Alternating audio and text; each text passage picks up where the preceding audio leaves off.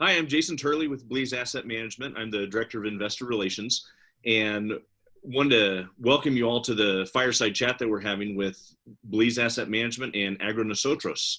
I want to introduce John, and many of you already know him, but if you don't, just want to give you some background. He has over 15 years of full-time real estate experience on Ambergris Key.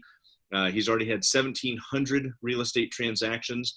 He's the only American to serve on the board of the Bleeze Real Estate Association, and he was the #1 real estate agent for the entire Caribbean and Central America for 7 years. He's now the chairman and CEO of RE/MAX for the Caribbean and Central America region that has over 35 islands, countries, and territories. And so bottom line is he has a ton of experience, and it's my pleasure to introduce John. Thank you, Jason. And as Jason mentioned, he's my right-hand man. He's the Director of Investor Relations. So any correspondence, any information, any opportunities that I send out to all of you in our database, Jason is your primary point of contact. I'm always available, but Jason is really kind of your go-to, and he's been my right-hand man for really the last 5 years now and does an excellent job on follow-up. And so I appreciate Jason being here for this. But the other people that I'm here with, let me introduce David Sewell and Darren Doyle. They're the principals of AgroNosotros. And I'm very proud to be in partnership between Bleeze Asset Management and AgroNosotros. And I want to tell just a little bit about the history of how we came to know each other and how we decided to do business together. We've known each other for quite some time, going all the way back to 2011, so about 9 years now. David was first involved in the investment circuit in Belize, speaking at conferences and various trade events. And of course, I've been very active in the Belize market since back in 2005. So our paths first crossed in 2011, and for 2011 and 12 and 13 and 14, we had a chance to kind of observe each other and see, how we interacted with investors, how we took care of our respective clients, how we dealt with various business issues. And I know for myself, I garnered a lot of respect for David and Darren and how they operate and how they do business. In early 2015, actually very early, January 1st, 2015, I was given the opportunity to become co-owner of the entire Caribbean Central America region for RE/MAX. And we've got about 500 agents in that region. And Panama is one of the countries within, obviously, Central America and Caribbean. And because of having built up a relationship and gotten to know David and Darren and what their business interests are, I felt that they could be better served by using RE/MAX as a channel to help to expand their real estate operations, their real estate investment opportunities. And so while I took over as CEO and chairman for RE/MAX in January 2015, it was literally within months, February or March, just a month or two to follow, that David and Darren purchased not just their first, but their first and second RE/MAX franchises in Boquete, Panama, and David, Panama. And so that was really our first foray, if you will, in working together, was within the RE/MAX network. But we started kind of eyeing each other in terms of business partners or potential business partners. We just felt that we had to find the right opportunity in the right circumstances, because while I was focused on what I would, I guess, call more conventional residential commercial real estate, they were focused on agricultural real estate. We both were looking to serve the goals and objectives of investors, which was cash flowing opportunities that would provide a great investment yield, a great alternative to conventional stocks and bonds, and an ability to diversify from conventional paper assets, investing in tangible assets and real assets. And so, I think for a couple of years, at least for myself, I was really trying to figure out, what can I do and how can I do it so that I can partner with these guys, because I had tremendous respect for how they treated people, how they followed through on their word, how everything that they said they would do, they would do. And of course, those are the characteristics and qualities that you look for, not only in a business partner, but in somebody with whom you're going to invest your trusted funds. And so I was really excited when our first investment opportunity came about, where we could go in together as full partners, and that was on the Cayo Grande Island syndication. And since that time, we've partnered on an additional island development in Belize called Squirrel Key. And what we're here talking about today is our latest investment opportunity and offering, Peini Cacao Plantation. And this really gets to the heart of where all of their expertise and experience over the last decade comes to be. And so without any further ado, I'm really excited to introduce both David Sewell and Darren Doyle, and let David take it away from here and just talk a little bit about their own background. Thanks very much, John. It's a pleasure to be here, and welcome to everybody that's listening. We've been at this for quite some length of time.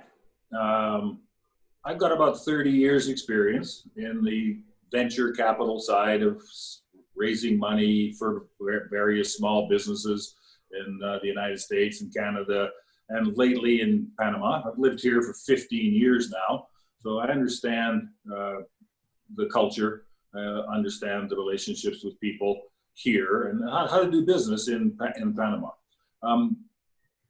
John is a superstar. It's as simple as that. We want, as he would like to have been associated with us, because we had a lot of syndicating experience and hands-on operating experience. We're the kind of syndicators that do the job, not just package the deal. So we're involved every day. And we wanted to be with John. And John, I think, as he has just said, wanted to be with us. And we got together on this investment circuit, and we're speaking to groups of investors and groups of people who are moderately sophisticated financially and are interested in what we're doing.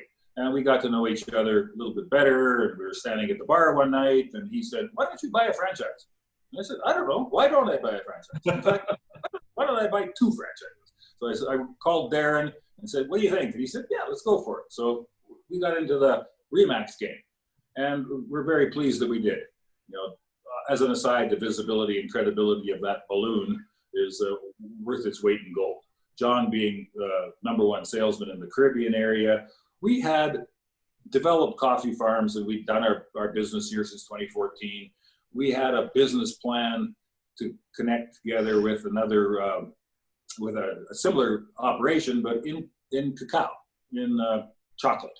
And what's better than coffee and chocolate? We couldn't figure out anything else other than that at the moment. And we wanted to get into Belize. And Belize has some of the best cacao possible in the world, best fine flavored cacao, underdeveloped business opportunity, which we like. We like to get in and make something out of nothing and then share that with investors. So we got together with John, Mr. Belize. I mean, he knows the real estate industry in Belize, period. So we were very happy to put that together. And that's led to all kinds of adventures, new things to do, new islands to syndicate, new opportunities for us beyond farming and processing of coffee and cacao. And we're excited. And we'd like to answer some questions for you and introduce you guys to what we now call Peini Cacao Plantation, which is the business of chocolate growing cacao that we've been operating in Belize since 2016 and are now expanding.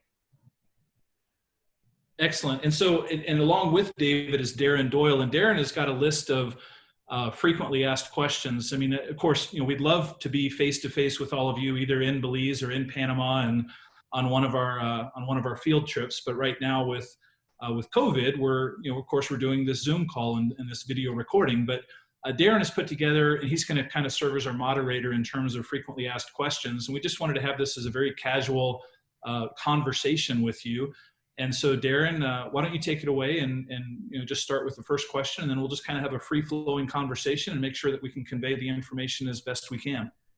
Sure, and that's the idea, is just to make it a conversational piece. Myself and Jason have been talking to investors over the last couple of months, and there's 10 or 12 questions that repeatedly come up. So we would love to have you guys here in person. When we get our tours up and running again, we will invite you here in person, both to Panama and Belize. For now, we thought we'd put together this video, cover the FAQs, and then if you have any interest, then you can speak with Jason and myself to take it further from there. So John, the first question that usually comes up, how is this opportunity structured? Okay, so of course, you know, first and foremost, this is a private placement offering. It's a Rule 506C offering as far as the SEC, the Securities Exchange Commission, is concerned. And that means that in order for us to be able to advertise to the public and to bring this to the public at large, we have to follow specific guidelines, meaning that we can only make this offering available to accredited investors. And so for those of you who might be wondering what an accredited investor is and what the qualifications are, it's not something that you apply for, that you sign up for. You have to take a test. It's really, there's 3 very simple criteria. You only have to meet one of the 3. And if you do, then you satisfy the requirements of the SEC. And so most people, I would say, probably meet the qualification of accredited investor based on their individual income. So if you can show that for the last 2 years, you've had at least $200,000 a year in income, and that you have a reasonable expectation for, pardon me, for that to continue, this year and into the future, then that meets the requirements as an accredited investor. If your income is a little bit less than that, but perhaps you're in a dual income household, if your combined family income is $300,000 a year or more, that also checks the box. So either one of those criteria. The third way of qualifying is not income based. It's more based on your net worth. And if you have a net worth of $1 million or greater, not including your primary residence, that's the one caveat, is you can't include the equity or the value of your primary residence. But aside from that, if you've got a total net worth of $1 million or greater, then you also check the box, and this opportunity would then qualify for you. And of course, we don't have any say in what the SEC requirements are, but they're sound requirements. They're there to ensure that we or anyone else who's doing a private placement is not taking somebody's last investment dollar. And the SEC wants to make sure that somebody has a degree of financial sophistication and is able to make sound investment decisions on their own, and not to say that making a certain amount of money or having accumulated a certain amount of net worth automatically qualifies you for that. But since they have to have some line in the sand, so to speak, that's where the line is. So this is a very, what I would consider an entry-level opportunity in terms of the financial obligation. It has a very low barrier to entry, and that was intentional. That was on purpose. It's a $30,000 minimum investment. Of course, many of our investors come in for a much larger stake than that, and most of the investors thus far in Peini Cacao Plantation are repeat investors. They've already invested with AgroNosotros and other opportunities, either in cacao or in coffee, or they're previous investors with Blease Asset Management, or they've bought property with or through us at BAM. And so, but if you're new to the game, if this is your first foray or your first venture to put the toe in the water, we wanted to have that low barrier to entry. So it's a $30,000 minimum investment. It does require third-party verification in order for us to satisfy the SEC requirements, but we set up and pay for that with a third party just to verify either the income or the net worth. And so it's a very simple process. There's no additional cost to you in doing that, but we handle that entirely. Okay, and so for anyone that's watching, if you're new to us, we do have and we will have other opportunities that are available if you're not an accredited investor. We have some simple land opportunities. We will have future opportunities that could well be a 506B. So stay tuned if you have any interest. If you're not an accredited and can't participate in P&E, reach out to us if you have an interest, and we can talk about what other opportunities we have and what's in the pipeline.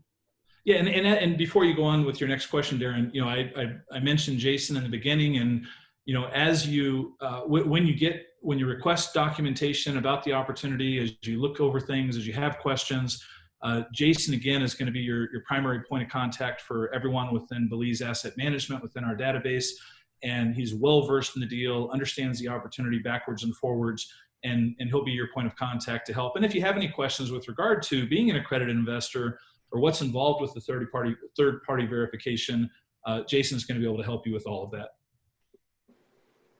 Very good. And so today we're specifically talking about Peini Cacao Plantation LLC. So if you've received the emails or been to the websites, or if you haven't, for a quick overview, it's a cacao farming and chocolate bar based opportunity. So one of the first questions that comes up is, where are the farms located? So as David said, we started out we currently have 11 coffee farms in Panama, and we expanded our cacao farm operation into Belize in 2016. We have 3 farms currently in our portfolio already sold to investors, And these 2 new farms will also be in the same Toledo district of southern Belize, where our current farming operations is. So the important part about that is we've been there for 4 years already. Our team is already fully set up and operational in the area. They're all locals. We want to take the traditional Mayan way of doing things and add that bit of cacao science to it. So that's the whole idea behind AgroNosotros. The Mayans know what they're doing. They've been growing cacao there for forever. It's the birthplace of cacao, but we want to help it by adding our agronomists, our biologists, studying the soil science, and really perfecting the post-harvest process is where you make the difference between commercial cacao and specialty cacao. So where are the farms located? Southern Belize. If you're looking at the map, it's the Toledo district. And Punta Gorda specifically is where our factory and farms are located. And hopefully over the coming months, we'll be able to come down on a trip and come and see us. And so if I can add, Darren, to kind of tie this into how the opportunity is structured, the 2 farms that Darren mentioned are both 30-acre cacao farms. They've already been acquired. They've already been purchased. They've already been planted. There's already cacao being grown on the farms. And those 2 30-acre farms are the security or the collateral for the syndication. But where the profit comes in, there's far greater profit in the sale of finished chocolate products than there is just in the bean itself. And so as we talk more about the opportunity, we'll talk about the sale of the chocolate and really how vertically integrated we are in terms of bean to bar. And when Darren was talking about the agronomist and the others involved with the cacao science, I think it's really important. Darren, do you mind just touching on just how big AgroNosotros has become in terms of how many personnel you have between all of the cacao and the coffee farms? How large of a modern day agricultural operation does AgroNosotros oversee right now?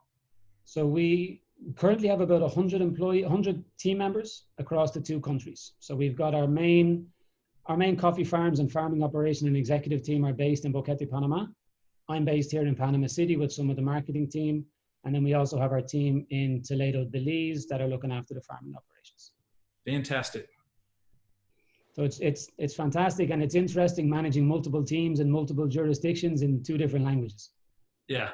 That's what I was just going to say. The experience that we have is the cultural relationship we built with Panamanians and with Belizeans.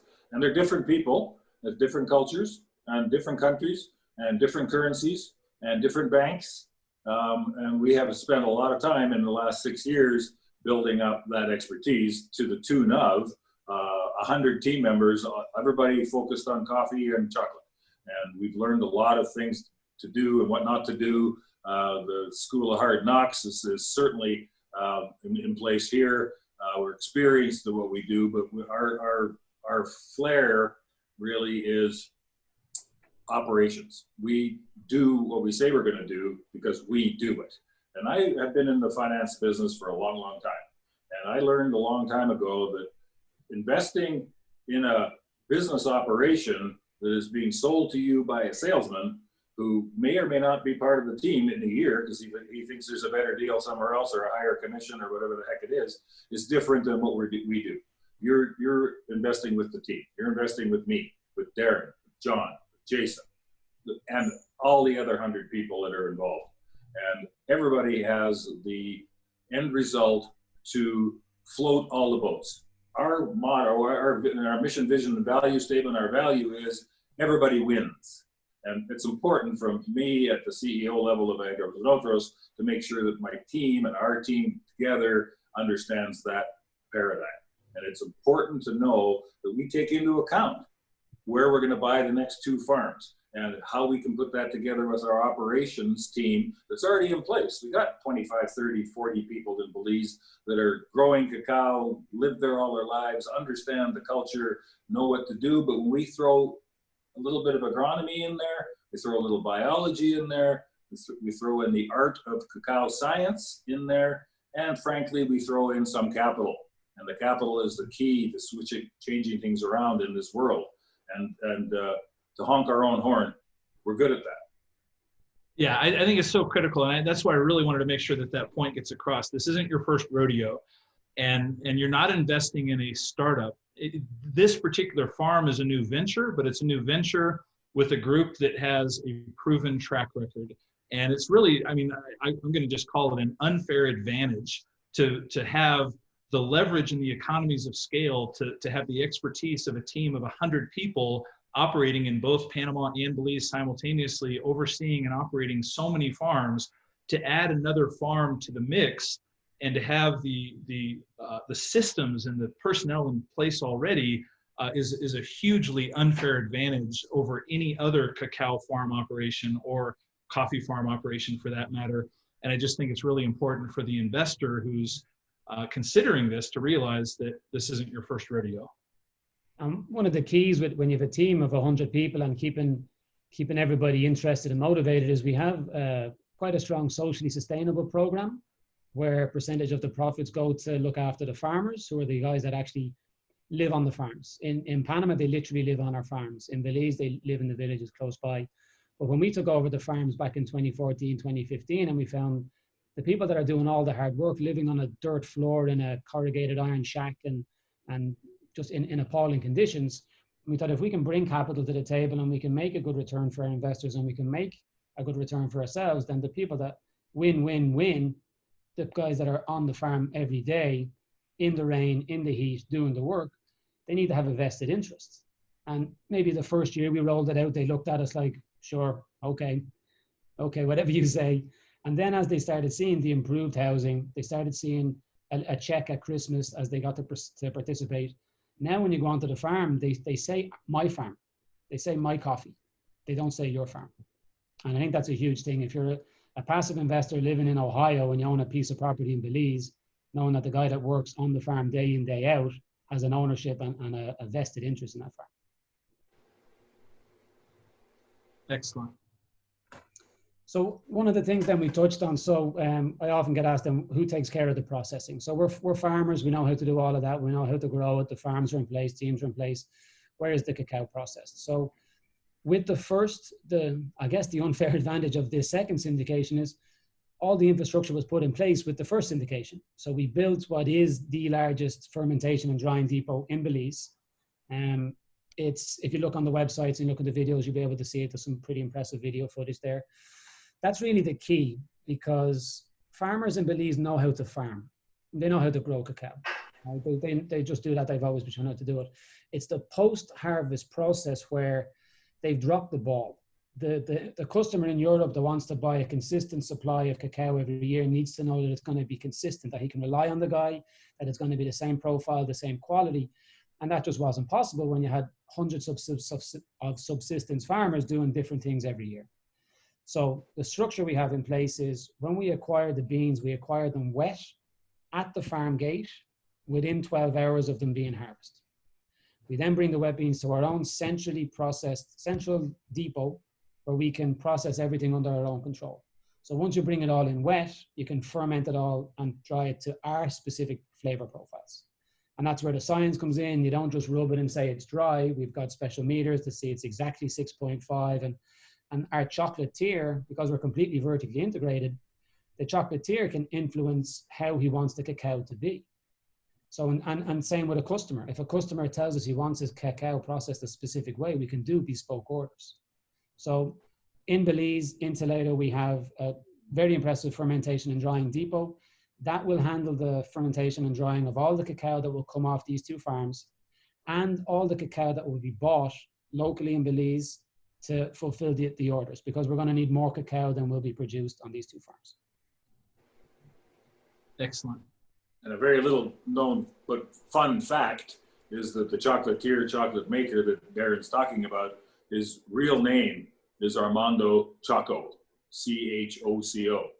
But a word of a lie, that's true. We didn't make it up. It's Armando Choco. And he's our chocolate maker. Fun fact. He was literally born for the job. Literally born into the job. So as we speak, Armando is in the factory in Belize, which belongs to the first syndication, and he's recording his very first webinar, I suppose you call it, called Choco con Choco. So once we get into the series, first is the factory, then he'll be in the nursery, then he'll be on the farms, and then he's going to move to Panama, which we're going to cover in the next section. But they're all going to be available on YouTube, because for us, like David said, if you're buying an investment off a salesperson and everyone puts together a nice sales deck and everyone puts together a nice pro forma, but it's the team and the operations that are going to make it work. So we want you to be able to see the factory operations, the farming, and get communication directly from those people in the team. So you're not always just hearing from the four of us. When you come on a field trip and visit with us, and whether it's in Panama or Belize, you step into a chocolate factory, you smell nothing but chocolate in the air. It's a new experience. You go to the processing people and you smell the cacao beans fermenting in their boxes. We can explain all about it. You can actually grab a shovel and turn the beans all yourself. The fermentation of cacao, to a lesser extent in coffee, but the fermentation in cacao is something that you probably never experienced. The smell is amazing. The smell in a chocolate factory is just amazing. It's unique. I'm telling you. It's very... Anybody, hands up, anyone watching this who's seen a cacao pod? Probably none, right? I love it when we bring people to the cacao farms and they see a cacao pod and crack it open and they think this is where chocolate comes from. So plenty of content coming your way so you can be able to see it, and then we invite you to come and join us and experience it for yourself. Excellent. So what's the next question, Darren? I mentioned in the last part that Armando's in our chocolate factory in Belize. So for this new syndication for Peini Cacao Plantation LLC, we're opening a brand new factory right here in Boquete, Panama, where David is located, and David is overseeing that whole project. So David, can you tell us a bit about why we chose to have the factory in Boquete in Panama and how everything's going? We wanted to start out small. Now, same as we did in Belize, we started out smaller, and we bought a couple of farms, and we did what we had to do. We started farming cacao, and we needed to control the processing, so we built the central depot. Then we were successful in arranging distribution, so we had larger quantities of chocolate bars. We wanted to control it from the seed all the way to the bar, which is where the quality comes in, which is where the reliability and consistency of the product comes in, which is where the safety and security of the investment comes in. We have complete control of all of it. We wanted to do that again and just roll it all, that experience out here in Panama. We want to grow the cacao in Belize because that's where the best fine flavor cacao is, and it is entirely unique. When you get to taste it, you'll understand why. It's not your regular, everyday, ordinary chocolate. We wanted to roll that experience out into Panama. Seriously, we have a bigger country. There's only 300,000 people in Belize. It's like a little neighborhood. But we were up to, before COVID, selling 15,000 bars a month in that territory, and there's only 300,000 people. So we had some success. We knew what we were doing, wanted to roll it into a bigger market. We have 4 million people here. It's a bigger market. We have a US dollar economy. We have a canal for logistics. We have our headquarters team here. And we've been running this little business called The Perfect Pair for a couple of years, which was the retail end of coffee and chocolate. We wanted to test whether people would buy our chocolate. Did they like the chocolate bars? We wanted to test the coffee to see when we added water to the coffee, did it taste good? And will people buy it? And pay $4 for a cup of coffee. We know that lovingly we call Starbucks a specialty coffee company, but their coffee is not the highest of quality, but people will still pay the money. So we wanted to roll it out here. We were thinking, well, how do we do that? Do we go lease another building? Do we do that, add more overhead, blah, blah, blah? And thankfully, one of our chief operating officer, Daniele, said, why don't we convert the store? We got all this space, and we can still have the store, and we can have the chocolate experience in the store. We can still sell the coffee and the chocolate in the retail part. We can still have the lounge upstairs where people can hang out for 2 hours or whatever they want to do, hook onto the internet, drink their coffee, socialize, enjoy themselves, eat chocolate. And so it was a great idea. So we did that. We took the store, and it looks like, right now, today, it looks like a bomb went off in that store. I'm telling you, it's a disaster. We sort of pulled it forward up to the front of the store, cut some holes in the wall to use serving windows because of COVID. You're not allowed to bring people in the store, and you can't sit around and all that stuff right now. That'll all come back. But behind that wall is a beehive of activity, and it's a disaster. There's welders in there, there's steel workers in there, there's glass workers in there. We ordered a bunch of equipment from Italy. equipment chocolate making equipment we had experience with before, and so we knew they're great. We also have the advantage of having our own chocolate elf in our business. His name's Werner. He's been in the chocolate making business in Switzerland for 55 years. He's on our team and he knows his chocolate. So we've had that opportunity to develop this connection with the Italian people right next door to Werner in Switzerland. He's visited the factory. We've bought their equipment. We've used it in Belize. We've used it in our kitchens here in Panama. So we know their equipment. We bought a whole bunch of it right smack in the middle of COVID.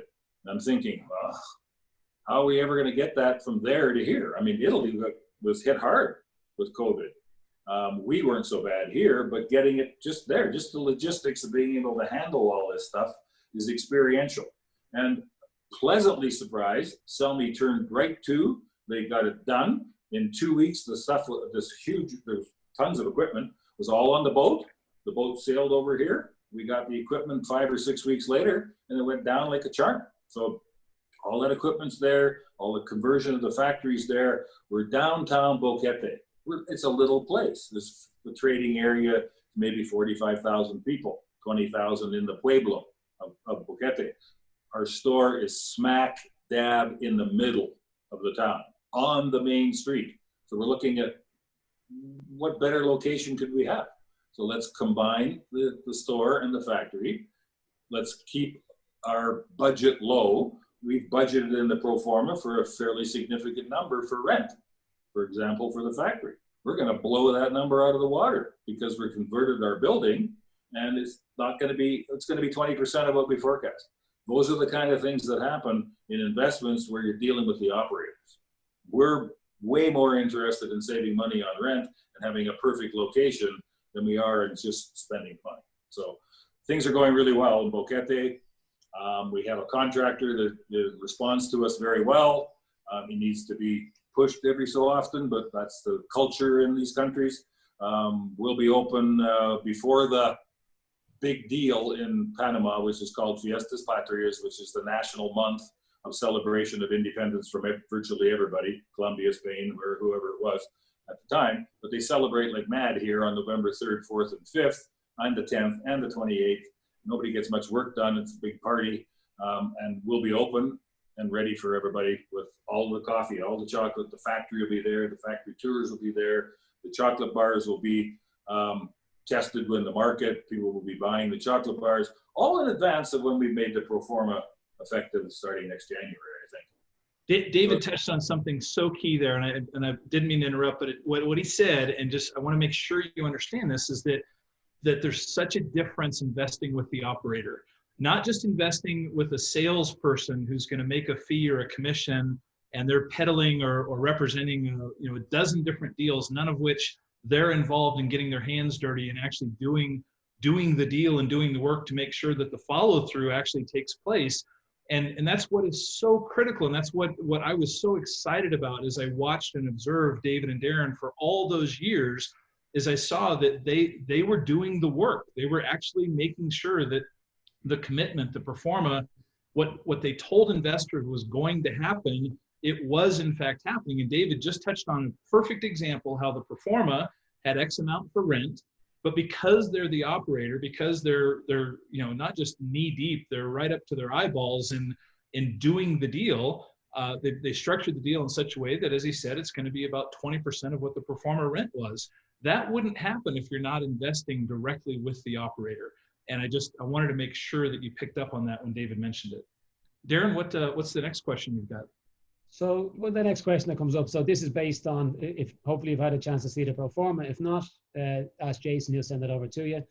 It's based on selling chocolate bars, right? So selling chocolate bars is not as easy as you might think. So we may have only started this syndication a couple of months ago, but the chocolate bar recipes have been done and have been being worked on and are now completed. And that was a year-long process. So we have Werner, who's our Swiss chocolate maker. We have Armando, who's our Belizean chocolate maker. And we were working with different recipes to get different percentages of cacao and different flavor profiles and getting all that done. And we settled on a range of chocolate bars that we have now that are 80-gram chocolate bars. Think of your Lindt style high-end chocolate bar. And we've got a full range of them ready and done.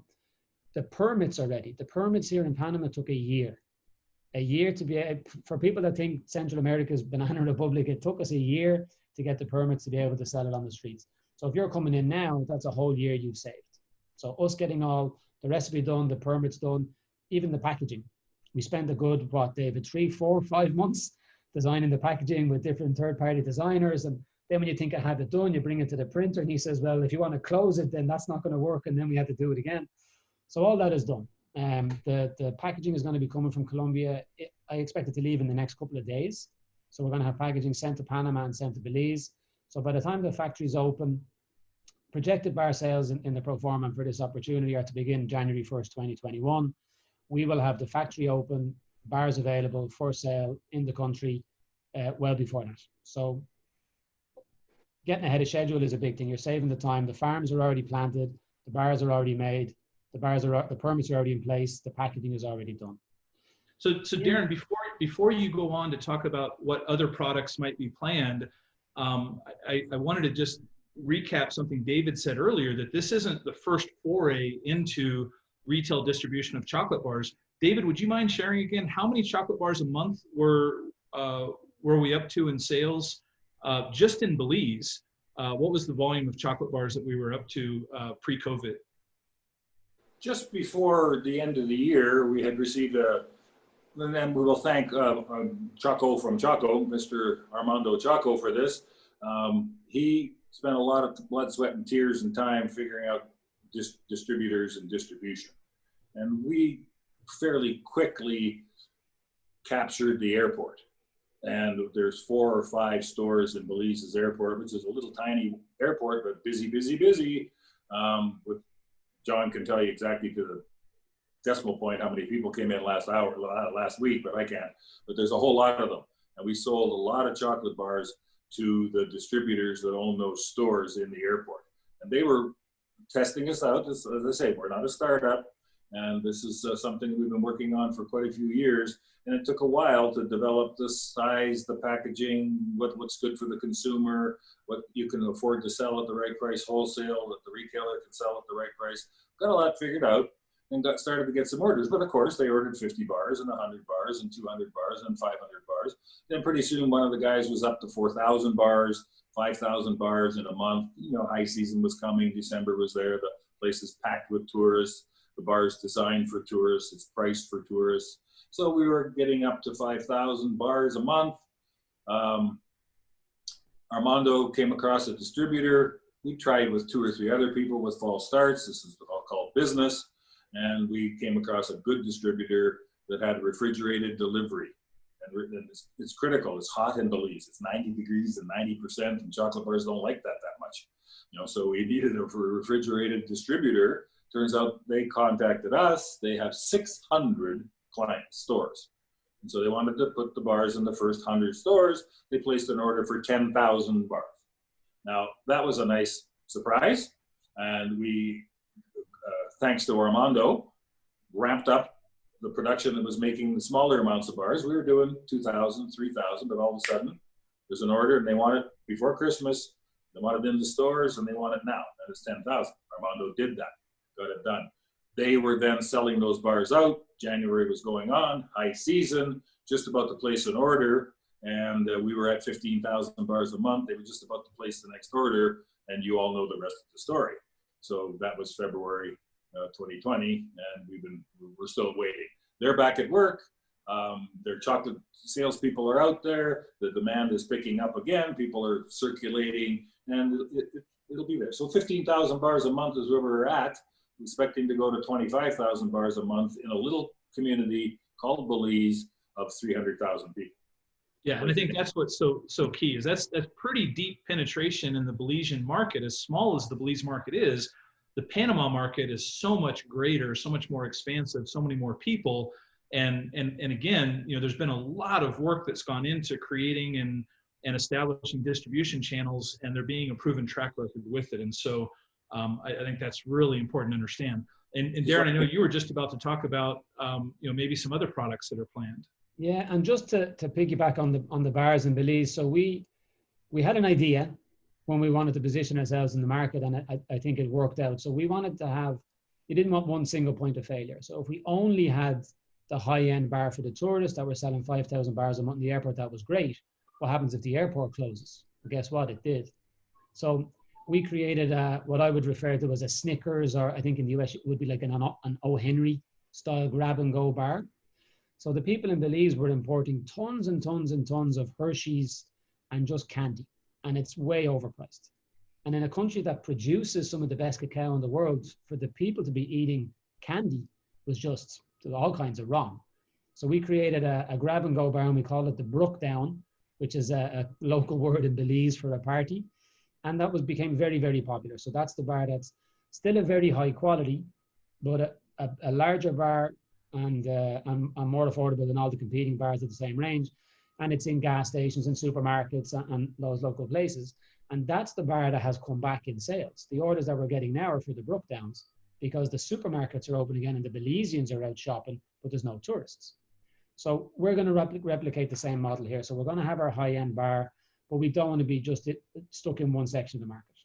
Same as when we started, we were all about dark chocolate's the best. You don't want milk chocolate because it's poor quality. But guess what? There's a big market for milk chocolate. So we'll make very high-end milk, dark milk, even white chocolate, and you'll cater to the market. So we're going to do the same thing in Panama. We have our 80-gram bar. We have a 50-gram bar, which will be the equivalent of the Brook Down, but will be branded to the Panamanian market. It's going to be called the Ayombe. And we've got a really cool jingle that's just been created, and it's going to be going on the radio, I think, sometime in the next couple of months. And we've a load of other projects. So when you look at the pro forma, you're going to see one chocolate bar price, one projected sales price. We could have added 20 different products with speculative prices, but we kept it simple, and we will add other products. So straight off the bat, what's coming is if I do say so myself, a delicious chocolate drink. So anyone that, I think John and Jason, you've been to Mahogany Chocolate Store and you've tasted hot and cold. Yeah, it is the best chocolate, best hot chocolate I've ever had in my life. I don't even know if I've had it cold, because I don't think I've ever waited for it to get cold. So we have now, Armando has now perfected the recipe where we can sell that in a pouch, where you can buy it on the supermarket shelf and you can make it at home. So we've named it Choco Ha, which is a play on the local term. That's, the packaging has already been designed and ready and is being shipped and is on the way. So that's a whole other product that's going to be available. There's going to be cacao nibs. So if you go into a health store, like here, Organica and other stores in the US, people want to buy cacao nibs, cacao powder, cacao butter, and they buy them as in a health food store. There's a whole other market where if you're a chocolate maker or you're a baker, and you would be buying what we would call the professional line of products. So you're going to buy cacao powder, cacao butter in larger volumes and couverture and things like that. So all these other products are coming down the line. The 80-gram bar is ready. Ayombe is next. Then the Choco Ha drink. Then the pro products. And for additional revenue for this specific syndication, factory tours that are going to be going on and anything that's sold through the gift shop, all of that adds to the bottom line. And it's all a cherry on top of what you will see in the pro forma when you receive it from Jason. Excellent. All right. So then question comes up, and you're going to have the same question when you see the pro forma. How do we calculate the cost and the pricing of the bars that we use in the pro forma? So David, do you want to explain how we came up with how we calculated the cost and projected the price? From experience, we're in a chocolate bar business, and we have had success in Belize.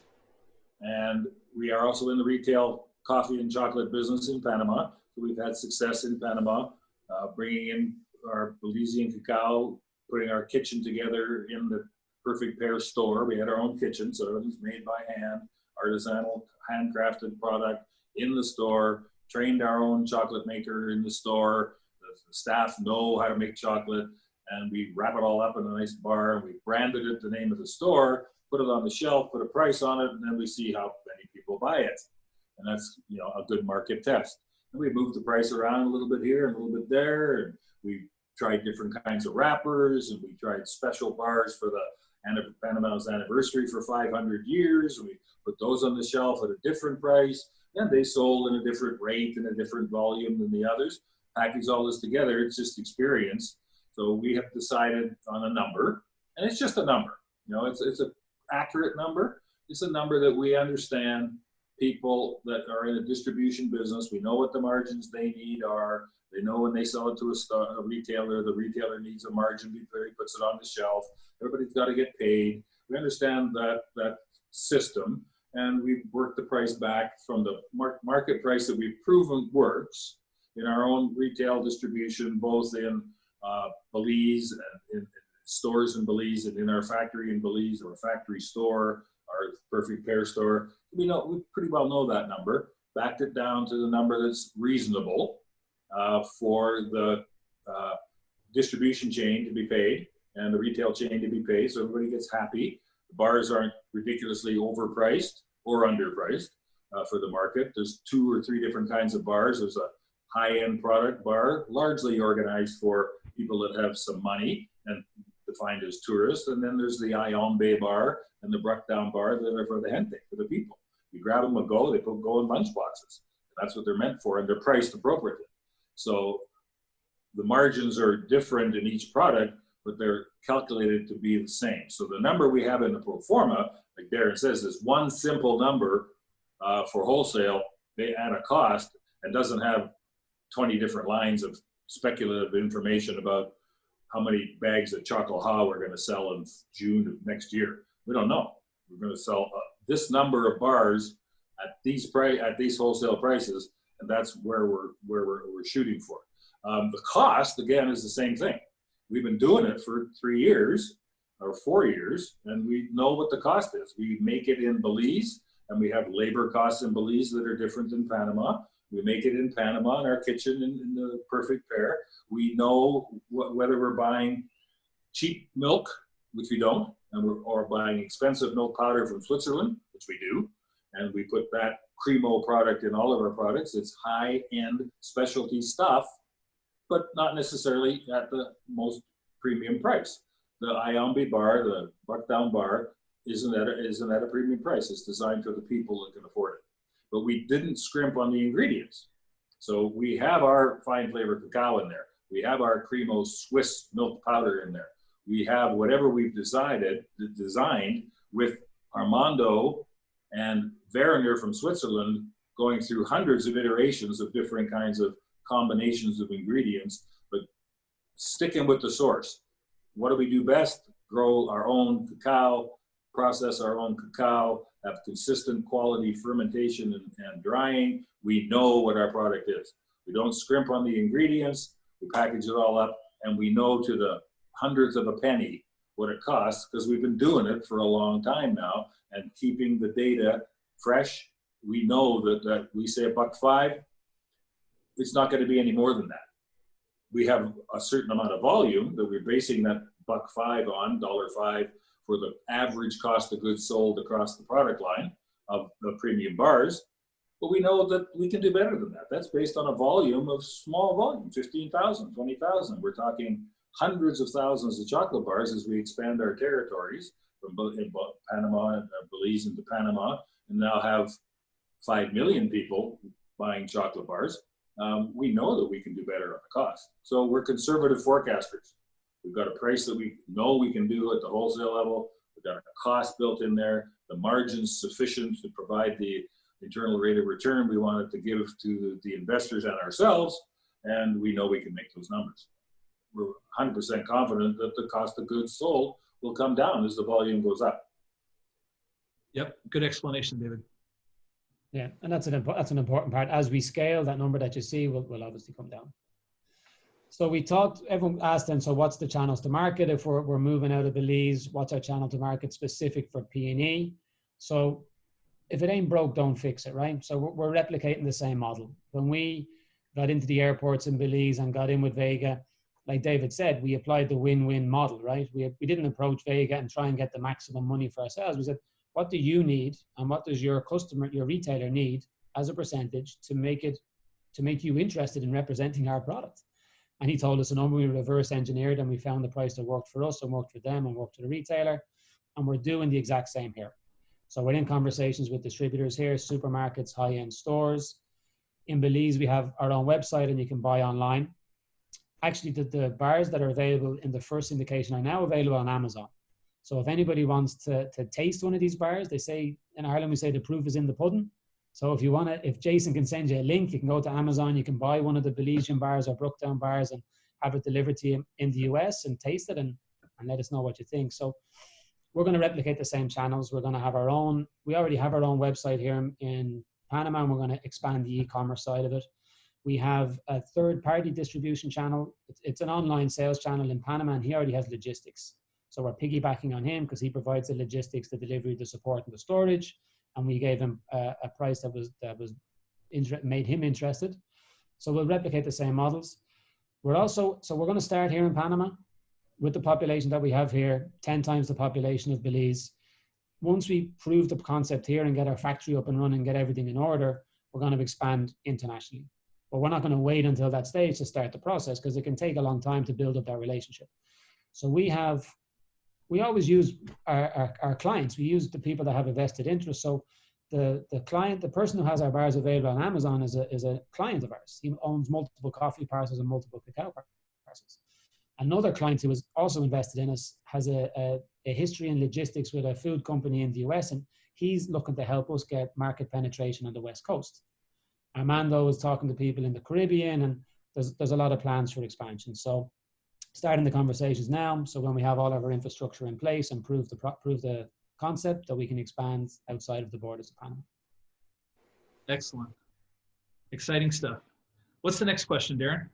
So, okay, all this is all well and good. Chocolate, you've had me on the call for nearly an hour. How much do I get paid? So what's the return and when can I see cash flow?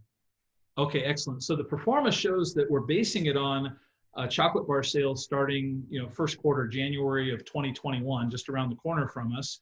And the distributions are going to be on an annual basis, and they'll be in the first quarter of each year. So the first distribution will be a year from now. It'll be Q1 of 2022, because all of 2021 is the first year of the full year of operations.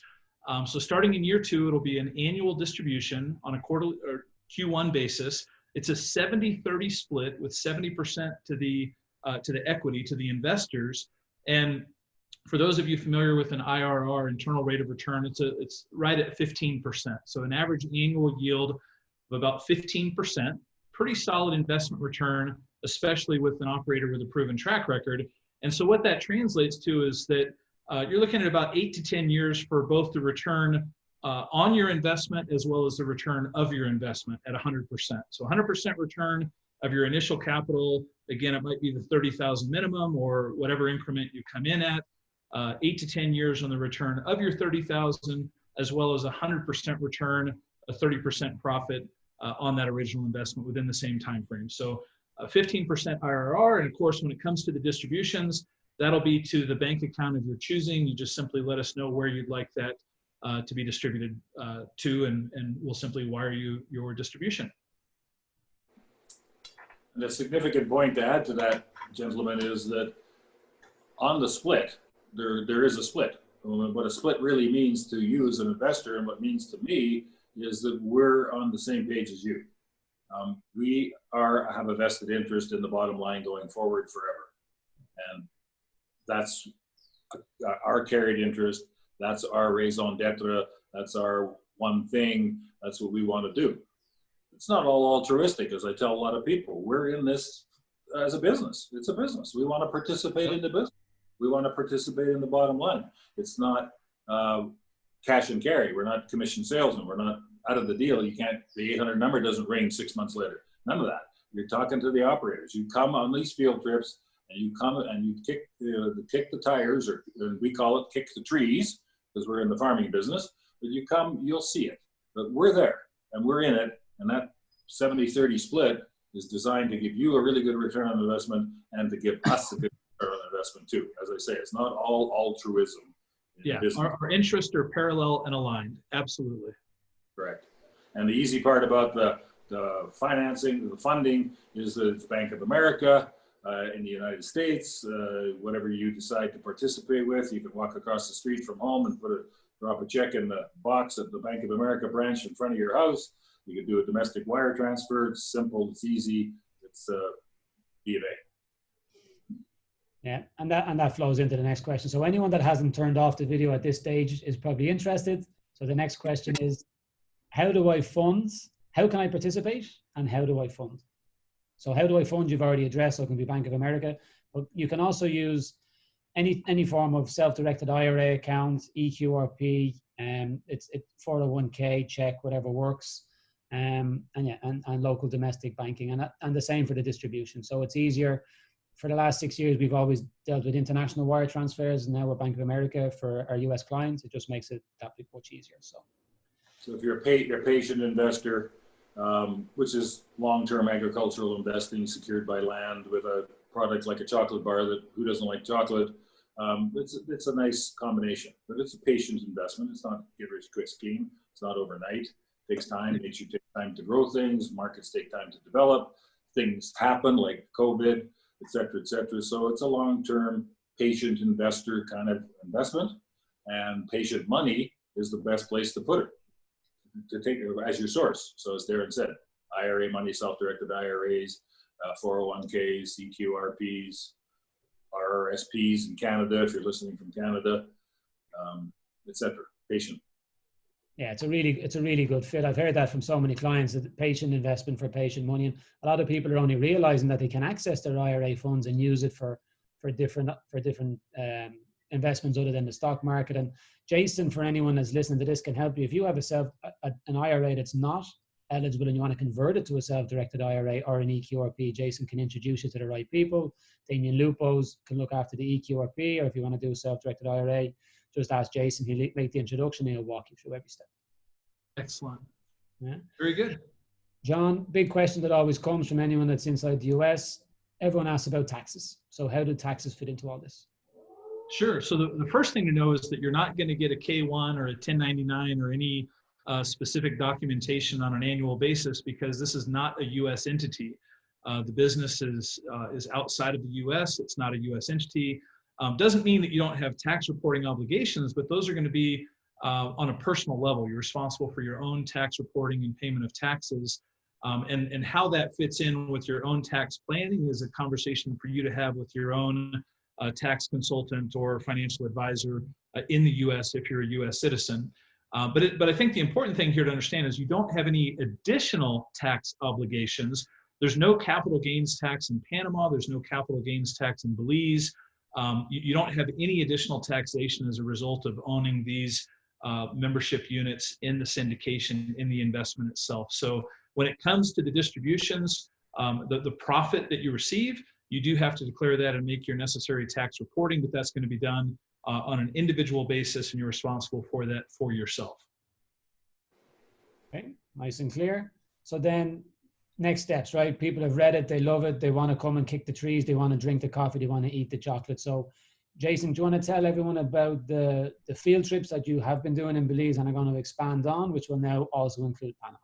Yeah, many of you might already know me from the different Belize field trips that we've been doing for many years. And it's really been an opportunity for people to come and see things for themselves. And when Belize and Panama open back up again, we're really looking forward to renewing those field trips, because as every person can attest who comes on the trip, it opened their eyes about opportunities. And I think most importantly with this specific offering is an opportunity for people to actually see what the farms look like, and an opportunity to learn more about Belize, and obviously doing these as well down in Panama. Yep, and in Panama, David, maybe you could touch on, because we've got a little extra factor there in Boquete to share with them, don't we? Yes, we do. And what we really enjoyed teaching people is that little known fact that money actually does grow on trees. It's a cacao pod that becomes chocolate, or a red cherry that becomes coffee. But they're trees, and you can kick them, and it's fun. We have a little extra opportunity for people to enjoy. I don't know what we want to call it, a bespoke hospitality experience, whatever you want it to be. We have a very nice 8-bedroom luxury villa available here in Boquete. We acquired it about a year ago. We've been renovating it like mad and fixing it all up like we do. We're operators as usual. So my wife, Deborah, who's sitting here in the back being very quiet, but she's more or less picked out all the furniture and all the lighting and the carpets and all of the foo-foo that goes into these places, along with the manager of the unit. And they've picked out all the pillowcases and all the right sheets, and everything's cool. It looks like a cruise ship when you get on board. There's a big duck out of a towel on your bed. It's very fancy. You can come here and visit with us. Stay in the Boquete Luxury Mountain Villa, an 8-room, 5-star bespoke vacation, if you want to call it. You tell us what you want to do, we'll do it. But the fun part is the chocolate factory's 300 yards down the road, and we're surrounded by 11 coffee farms that we own here that are the subject of previous syndications over 4 or 5 or 6 years. All of them are sold out. There's, I don't know how many hundreds of parcels, many, many hundreds of coffee farm parcels.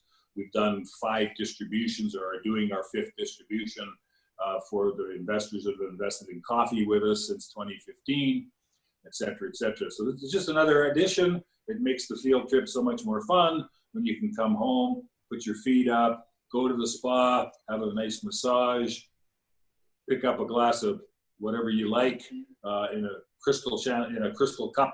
And you've just been traipsing around the farm up to your knees in mud, understanding what the native Indian farmers are doing, cupping coffee professionally, making chocolate, getting yourself all dirty with everything that's going on. It's just fun. It's boots on the ground.